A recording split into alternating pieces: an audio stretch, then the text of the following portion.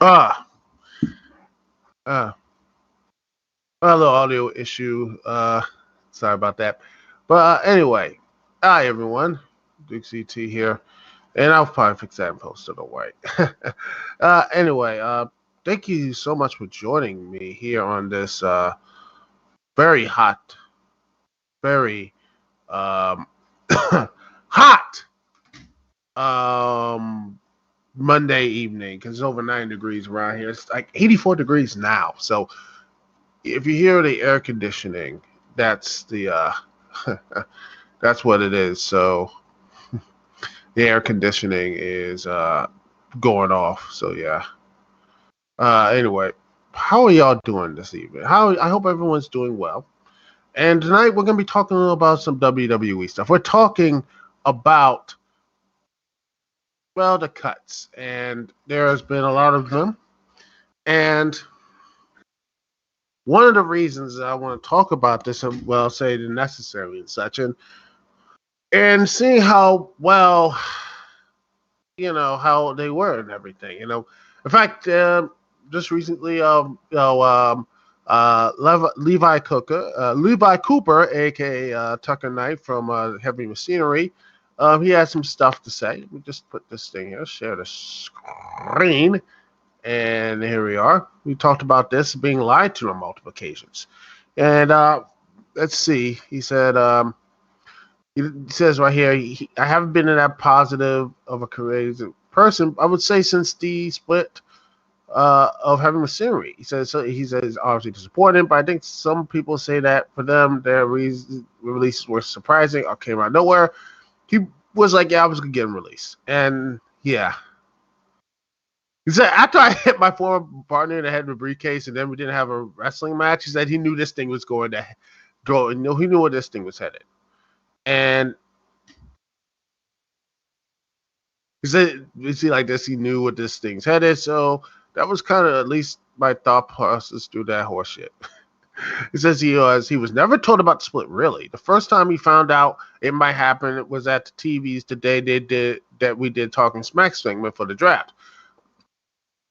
He said he found out a couple hours before that. He said, "Hey, we're going to do the Talking Smack thing where they're going to say that but it wasn't a hard split really because they were just putting us to different brands, and they were kayfabing everybody on what was up." And then a few weeks later, we do the Grand Gordo thing with Otis in a mask pretending not to be Otis. And then I think that's what happened 2 days after that. He says he wasn't booked that day, the day the split happened. He wasn't booked to be on the show. Then he got called like one afternoon saying, "Hey, we need you to come into the arena." I was like, "Okay." And then I wasn't even, he said he wasn't even told until 3 o'clock, 4 o'clock afternoon was going out. Then plans changed a couple times. Looking back on it, he didn't know what. He's like, I don't know this, but I'm very sure. I feel confident that the way that it happened was so that I wouldn't ask a bunch of questions, so that I would be kind of frazzled into doing it, which is exactly what happened. Yep. And they didn't get really answers on what exactly. Notice getting the briefcase was a last. It did seem that. I'm not really surprised. Yeah, I believe he didn't know either. The truth of the matter is, no, I don't really have any set answers. I don't get any. He said he doesn't get any. I feel like he was definitely lied straight to his face multiple occasions. And he won the, oh yeah, I remember that. He won the 24/7 championship. He won again, dropped to the Grand Middle League. He disappeared from WWE TV until WrestleMania 37, but he competed in the Andre the Giant Battle Royal, and then he was released the following week on April 15th. He said that he was going to do some stuff with Raw Underground, and then nothing. It's, of course, this is. And when you see this, it just shows one thing here about WWE is that their cuts and everything around them, it's just plain, the mismanagement and just they don't know what to do. They don't have a solid plan. And honestly, it screams when you looked at, it goes right back to heavy machinery. The only concrete plan they had was like Otis and Mandy getting together, and then Otis and Mandy broke up, and then he had won the Money in the Bank, then this, that, the other. Nothing really happened with Otis. I know he's like, the Academy with Gable and everything. It's gonna work. I'm like, it's fine, but nothing really. Like, man, this is gonna be really good. No, it doesn't. It's just this whole confusion, the land of confusion with these type of plans. I say, we gotta do this, we gotta do that. Honestly, I wish that they would have wanted to do something with the Money in the Bank thing. Here's what I would have done with it. How about, not Otis or someone. How about treat the Money in the Bank briefcase? If Otis was gonna win, how about he?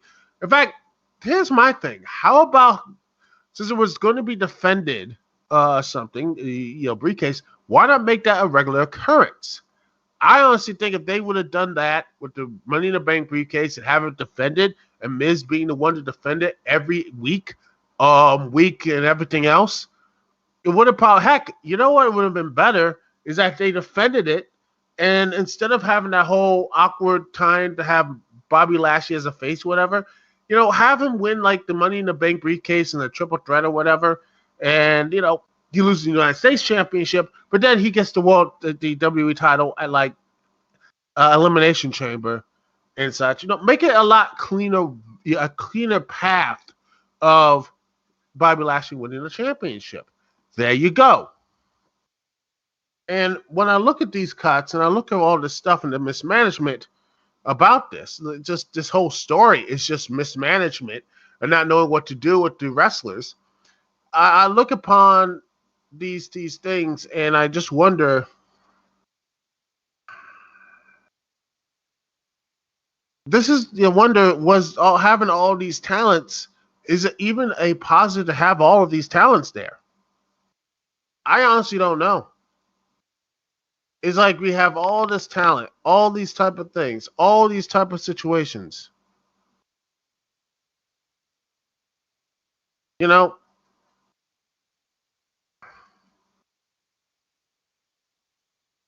it just seems like they just don't know what they're doing. In fact, if I can find the tweet and such, if I think I liked it. Let me just go and scroll down, scrolling down, scrolling down, scrolling down, scrolling down. I need to find it. Find this thing. If I did, I would have had this thing done. Instead, they could. Instead of that's actually Rick getting completely murked by audio Ethan Page, which is hilarious. You know, da da da da da da da da. The wizard shirt. Is this? Da da da. You know, da da. Mortis being part of Dark Side of the Ring, which God, that should have been. Honestly, should have been more over. Think about it. I mean, come on, Mortis would have been great back, today and everything else. Let me just do that. Let me go and look here. Yada yada yada yada yada yada. Where is it? Let's see. I'm basically stalling for time. Stalling for time. Stalling for time. Stalling. Let's see. Let's see. Where's the? I think it's somewhere. I think I found. Where is it? We're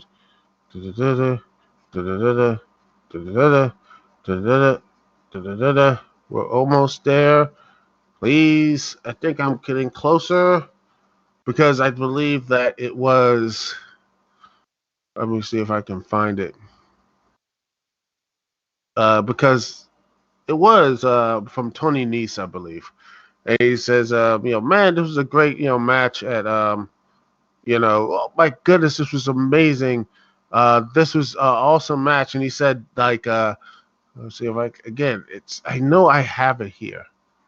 I have it here. Ah, here it is. There, let me just see if I can get the screenshot here and share it. There it is.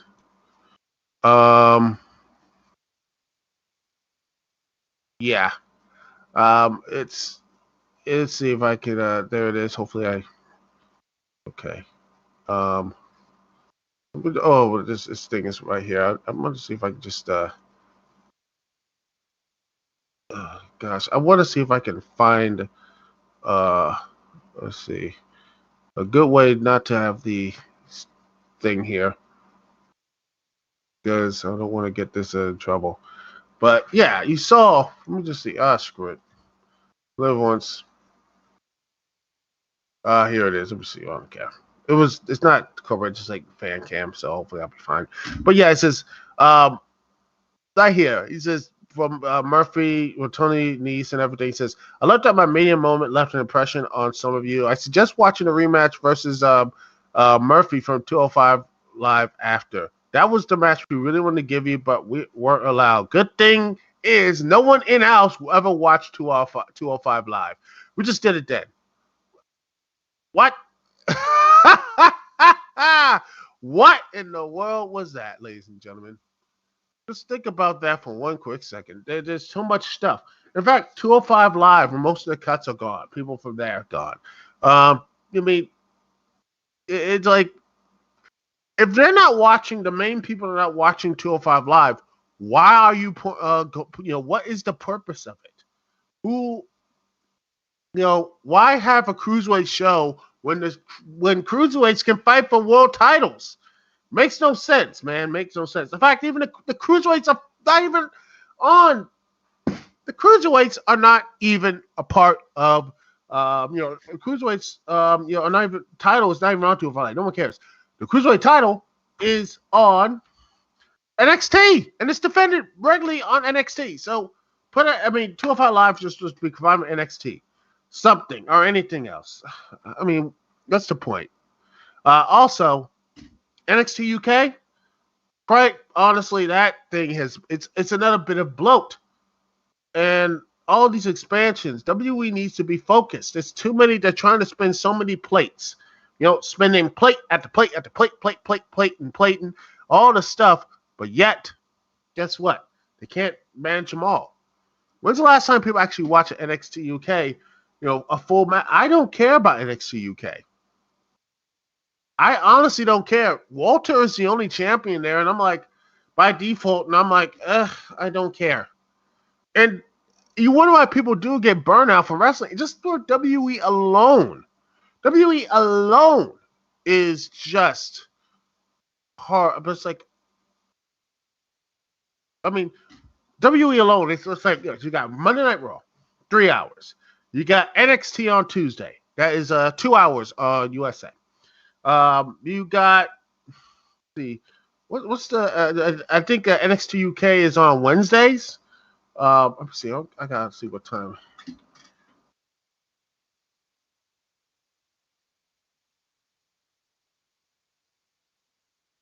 Let's see. When is he? Right. Mm-hmm.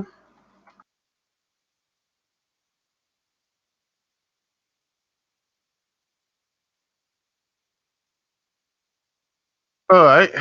When does NXT UK come on? Let's see. The NXT UK, yada yada yada.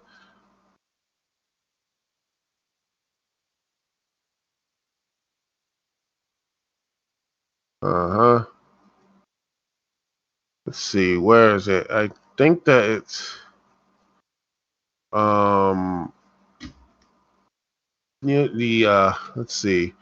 I don't know when its time comes up. It's probably sometime around I don't know what time because it's probably on Wednesday or Tuesday, but it's like an hour or so. NXT UK. Then Thursday you get like a free space. And then on Friday you got SmackDown. That's 2 hours on SmackDown. So you get at least what? 3 hours of Raw. 205 Live is somewhere for like 4 hours. Oh, it's the best. 30 or 40 minutes of wrestling. Who gives a crap when you have 3 hours of Raw, 2 hours of NXT, an hour of NXT UK, pretty much another hour on 205 Live, and 2 hours on that. And then the takeovers and then the pay-per-views, which like is another 2.5 or 3 hours. So blah. It's so much stuff. And then it does help the fact you have this terrible production values. The production values are so goddamn terrible. Who knows, man? It's stupid. It's all stupid. And I just you know? Mm.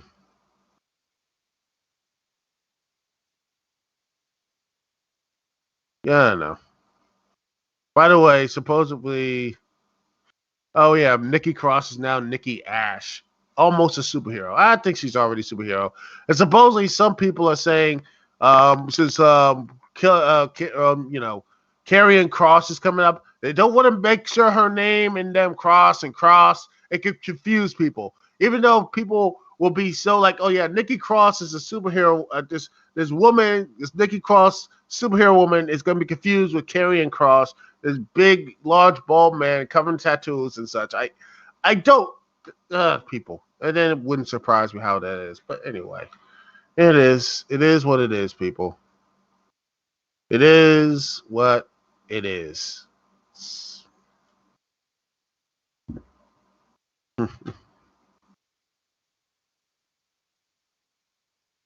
But yeah, but then like I said, maybe some of these cuts. I mean, the WWE has this big problem with bloat.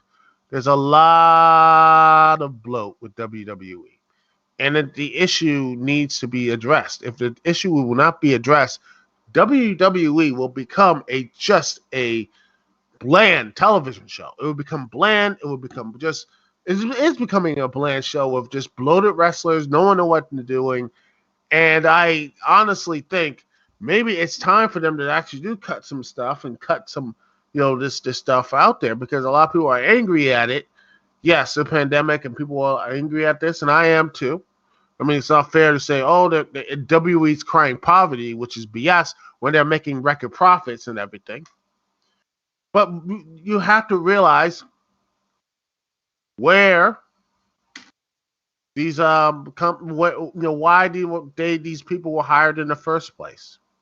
They were hired to basically hoard talent that is, it's unnecessary. It's unnecessary hoarding talent. And I think that's one of the main issues what's going on with WWE these days, is just the hoarding of talent and, and not knowing what to do with the talents. They didn't know what to do with these talents. They were AEW, at least they put them on television and actually showcased them. Impact showcased more young talent and interesting storylines than anything Raw has done, or SmackDown for that matter, which, that's why I'm probably do a podcast or a video just on that, on Roman Reigns and everything. I might do that. But here we are with this cut stuff.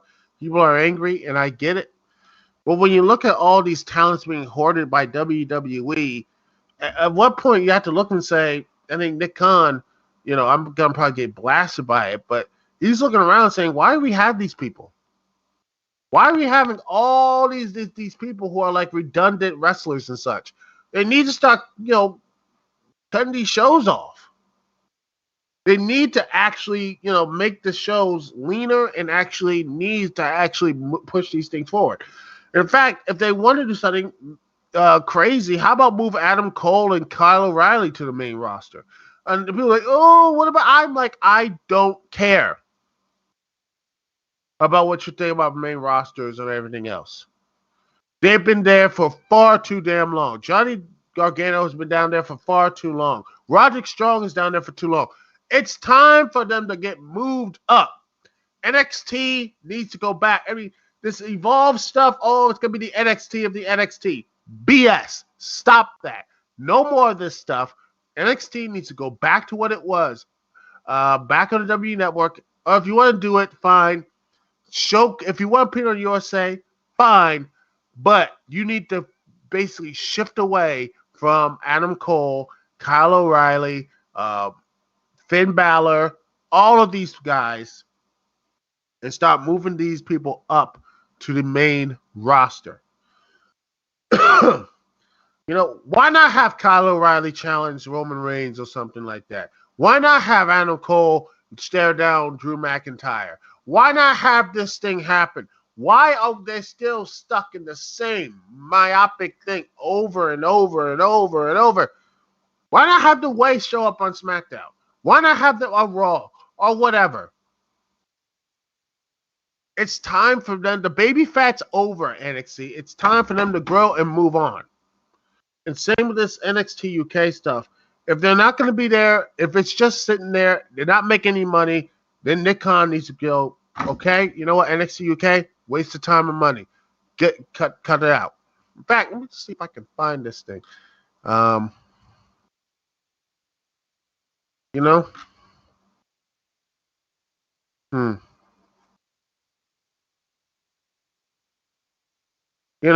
me just find this. Let me see if I can look for this thing up about because I think there was a dude in British wrestling talked about this. Let me see if I can find it because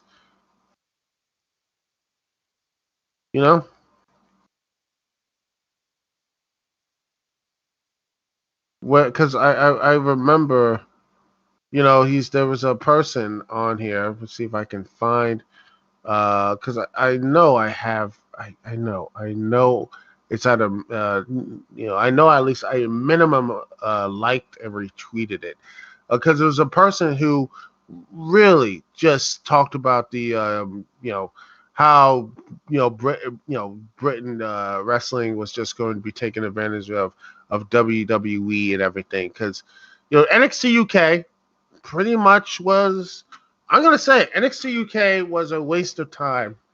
There were some good moments, but let's be honest, NXT UK never really do. It was like, yeah, who cares? NXT UK, who cares? I'm like, it become, it just became this, you know,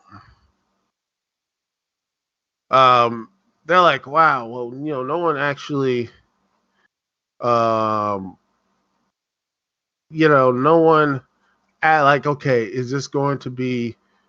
Let's see if I can find it because I know I have it.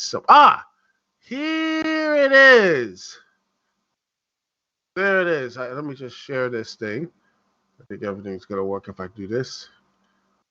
Here it is, right here. It's a from Justin Sizem. I will pronounce his name correctly. It's like, these words are entirely my own and do not represent any promotion or individual other than myself. Last week, it came to light through independent UK promotions who have been left uncertain of the future that WWE NXT UK talent have apparently been signed to new contracts, allegedly preventing many of them from wrestling from any promotion outside of the WWE banner. From the start of 2019, talent may honor independent bookings until the end of the year, but are seemingly being prevented from wrestling anyone who is currently contracted to New Japan, Impact, Ring of Honor, WOS, and other major promotions. You can read more about this and the potential impact it will have on many wrestling news sites. WWE has a history of trying and succeeding to conquer smaller promotions. Many believe that the NXT UK brand was only reunited once they caught wind of wrestling returning to British television without them, signing their roster within weeks of the television tapings being announced. I personally fear for a future not too far away where WWE has succeeded in its mission and as a consequence destroyed much of our thriving domestic scene. If they eventually decide that they no longer need the experience of a UK brand and pack up, this will leave us with a decimated British independent scene. Wrestlers will find themselves with less places to work and yet still have to bow to the king that is WWE, so that one day they might be considered for a job. I understand why my friends in this business will take these contracts. As for many, it's been their dream since they were little kids to work for the WWE. I'm very proud of their achievements and wish them the greatest success. Fortunately, my dreams are different. I hereby pledge to follow in the footsteps of the great British wrestlers that have come before me, to continue to build the UK scene into something to be reckoned with, one that can and deserves to stand alone, despite WWE's best efforts, unintentional or otherwise, to halt all the incredible progress. I will not pander to anything that restricts our thriving scene. I will not tiptoe around it. I do not want a job with them. I want to let every promoter, ring crew member, event staff, and fellow wrestler know that we can band together and lead our industry out of these potentially stormy waters. We don't have to take anything lying down, and we can continue to provide a thriving scene for fans and talent alike. I encourage the fans of our great wrestling scene to continue to attend independent shows. I promise you the death for talent in this country means you will not leave disappointed. It's your choice who the next stars are. All of the NXT UK talent got their star here with support from you. It doesn't have to end with them. I'd sooner die on my sword in defeat than watch what makes our industry so free, diverse, and inclusive for both wrestlers and fans alike get eroded away as part of a corporate strategy to get biggest share price and global market position. You're superhuman, Justin Steiner. And honestly, what he said has come to pass. What he said has come to pass, ladies and gentlemen. What is NXT UK has been now? What has NXT UK been? Other than just a complete corporate, crawling and sucking all the NXT UK talent, and then wasting that fact. No one goes to their shows anyway. Pre-pandemic, no one went to their shows. No one. It barely gets any ratings at all. It was a waste of time. It was a waste of time, you know? It was a waste of time and everything else, man. And and not only that, but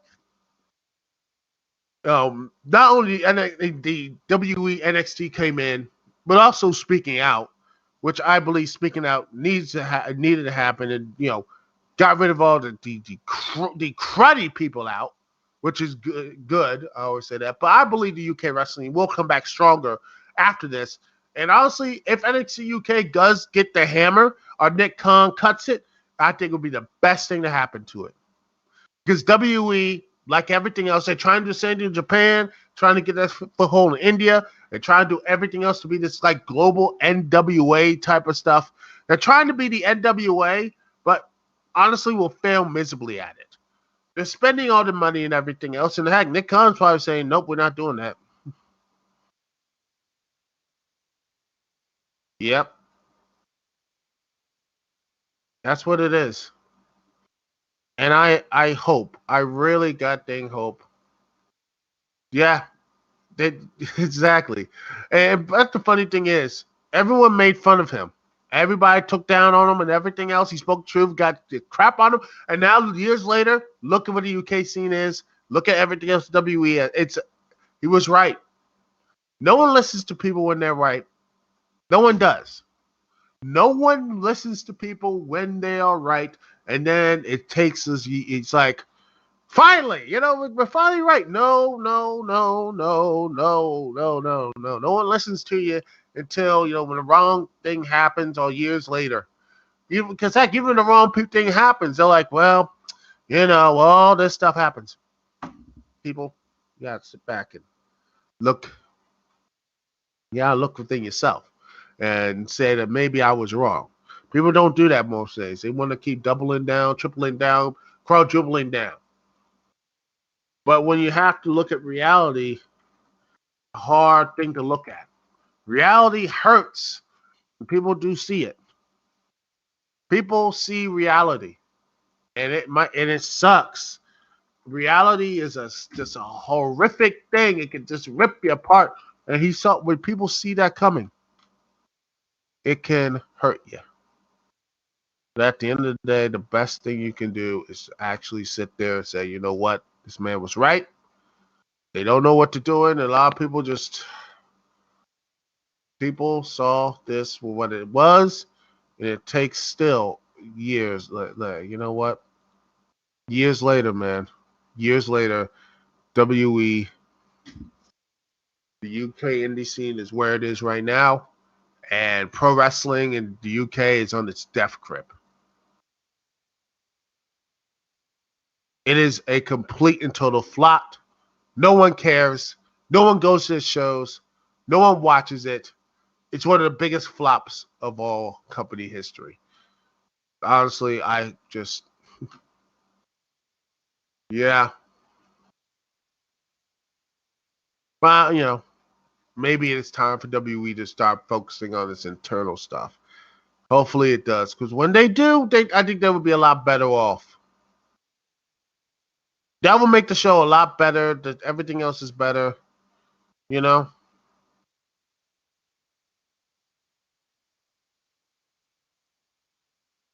make the show a lot better if they focused internal and not think about anything else. But that's just me.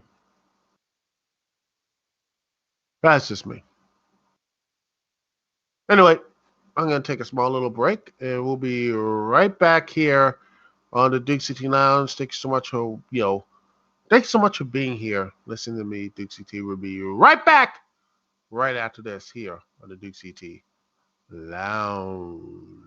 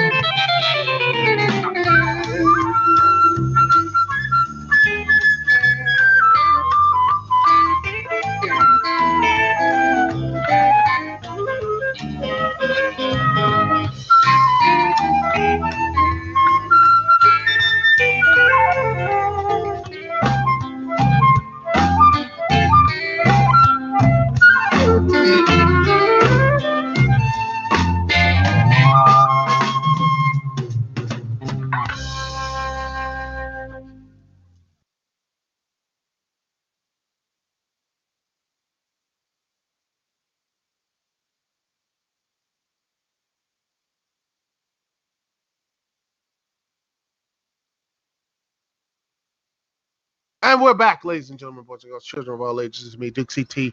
Thank you so much for sticking with me this hot, hot day, hot Monday night. Hope you're doing a good job. Hope you're feeling good. Hope you're feeling positive because, everything, hope everyone's feeling good and everything else. But anyway, we're going to get some stuff. Remember, the Halo series, which I'm surprised there have been no video or anything else about this TV series. This Paramount Plus exclusive, which was originally going to be on Showtime, and I'm just like, I know. I mean, this could be a bit of a warning thing. Let me just put the live this there, sharing the screen. Put the no,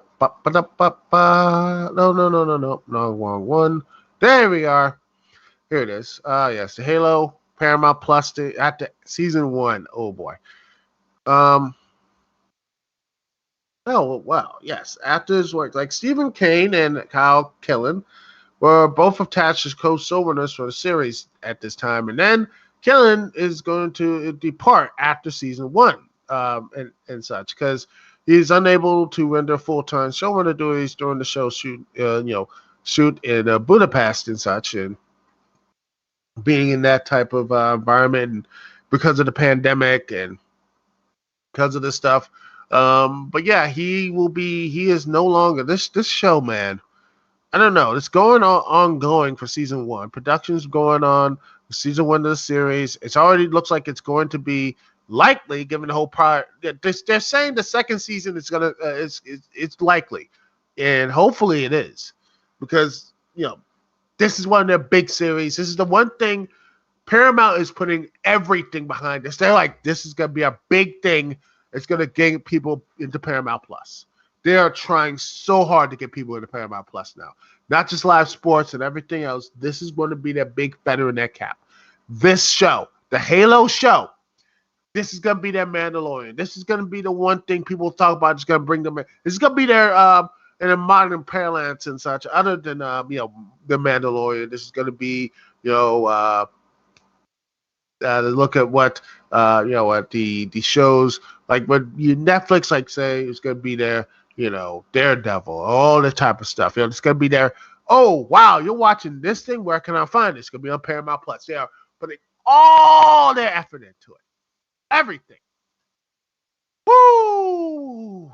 And it's not looking good right now because again, when you look at and most of it's because of the pandemic, and Killian was announced to be attached to the show when it was going to be on Showtime in 2018. And then this has been on work for years, long while. And it was going to have on the 9-episode first season in late 2019 because due to COVID-19 pandemic. And it was then moved to from Showtime to Paramount Plus in February 2021. Gosh. And we haven't seen... by the way, we haven't seen any type of stuff yet. And it's like, I'm getting a little worried because you haven't seen, I'm surprised you didn't see any teaser trailer when E3 happened. Why hasn't there been, teaser trailers or anything else? I mean, you should, this is like, oh crap. I'm not saying it's panic mode. I'm not putting the panic button yet, but there is something here. I mean, there has to be something. I mean, they've been talking with the Showtime and 343 Industry. They looked at the article. There should be some. I think there's some warning signs here since it's like they've been doing this thing, planning this since what? For so long. Let me just see how long they've been planning this.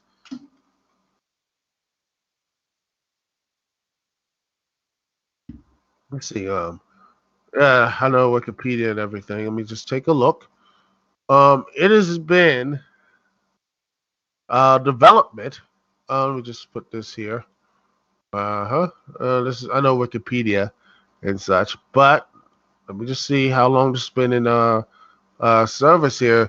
Has gone to development hell, which was going to be back in 2015.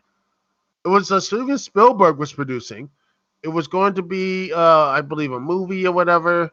There was going to be a movie, but that turned into another film and such. Steven Spielberg was producing. Then in 2019 with Rupert Wyatt as producer. Then in 2020 release, and now it's going to be 2022. It was produced on TV. Yeah, I remember they had a big thing in E3. They were talking about this. It was produced by Xbox Entertainment Studios, it's Spielberg's company, Amblin Television, and there would have been an active development. Then Showtime, 2018, there was going to be a 10 series order. Kyle Killen was going to be the set showrunner and writer, executive producer, while Rupert Wyatt was going to be as Texas director and executive producer. And it says Master Chief will be the main lead of the series. It would tell a new story from the video games while respecting its canon. Oh boy. And then Wyatt stepped down as director, at December 3rd, 2019. Oh gosh, this looks. Oh, this is not looking good. This is not looking good. And like, no wonder it's like right now, supposedly, to over $40 million in production costs. This thing, and it's supposed to be debuting like early next year, probably in February or March, or maybe even January. And they haven't shown any trailers or teaser trailers yet. I mean, they're putting a lot of money on this show, and oh gosh, I don't you look at the show, the Halo and everything. Let me just see if I can go back here. Because it was, once upon a time, it was going to go into a movie. Remember this. It was going to be, believe it or not, was going to be a movie. They were working to see right here, Halo film adaptation with Alex Garland wrote the first script. It was going to be a 20th Century Fox, Universal Pictures. It was going to be, Peter Jackson was going to be the producer. And then Neil Blomkamp was the director. Then you had Guillermo del Toro before that, and then guess what? Blomkamp after that, Blomkamp decided it was dead, and then they just said, "Screw it, let's use some of these parts on District 9 or whatever," which was, you know, it was supposedly going to do something, but it's sad because they were going to do something really big with the Halo stuff, but yet, well, I mean, hey, District 9 was great. I think Neil Blomkamp did a really good job with it, but this whole thing has been such a hard thing to get right. I mean, I want to see the show get right. Let's have the show, the Halo TV show, get it right before you get, do something good with the show. Make sure the show is actually good, and make sure that the quality is up to the standards of the video game series. Like it or not like it, the Halo series is one of the modern big things that games have. It's one of the main high ups of the video game icons, right up there with Mario, Sonic, Metroid. Let's see who else? Zelda, yeah, and many others, and many others, Ratchet and Clank, Crash Bank. I mean, there's a whole list of it. I mean, it's Microsoft's video games, like it's right up there, It's not Dr. Mudo. It's not Blinks the Cat. It's Halo and Master Chief. That's the main big goddamn thing here for the Halo series. And they better make sure this is right.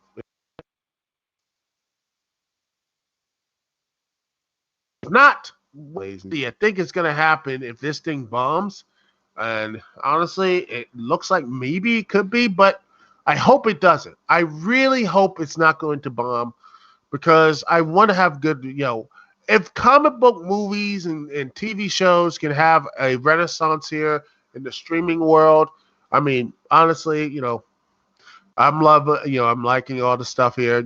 Some of the Marvel shows weren't really, it's it's that and the other. Hopefully there's going to be more stuff in the future, some more positive stuff, I mean, hopefully Loki episode 4 could really make sure, because Loki for the most part has not been, but besides an animated stuff, what is the best live action stuff right now is Sonic and Detective Pikachu. That's it. Pokemon and Sonic. I mean, is it that hard to make a live action, say, Halo stuff? Is it impossible? Is it, I mean, what's it gonna take? I mean, when Warner Brothers, and Zack Snyder, I think they did a really good job with that. But what would it take to have Halo? Is it impossible to make a Halo series? Is it legitimately impossible to make a good Halo series? I'm asking. Is it impossible? Because right now, if this thing fails, and I hope it doesn't, I hope it actually is good. I want this to actually be something good for all the Halo fans and such, because it's been a series since 2001. Regardless what you like, it is one of the most consistently talked about and talked about and care for and such, series that Microsoft have ever produced. Bungie, 343 Studios, and who else is behind the scenes with Microsoft. So I hope that it does is treated with the respect of with the games and such, But that's just me. I haven't played much Halo since Halo 3. So I don't know. I don't know, people, but I hope it's good. Anyway, that's it for the show. Thanks so much for watching. It's Duke CT here. Peace and love. I'll see y'all when I see y'all later.